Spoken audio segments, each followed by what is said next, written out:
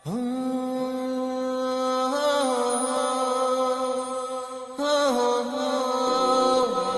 মোক পাহৰি যোৱা কথাটো কোৱাৰ দৰে সহজ হোৱা হ'লে জোনাক ভাল পোৱা ল'ৰাটোৱে আজি অকলশৰে বহি কান্দি নাথাকিলেহেঁতেন।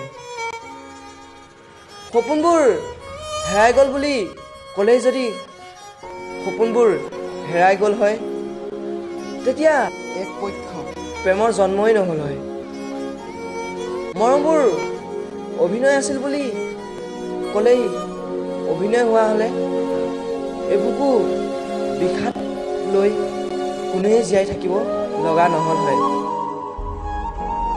কথাবোৰ ক'বলৈ সহজ, কিন্তু যিজনে ভোগে তেওঁৱে একমাত্ৰ বুজি পায়।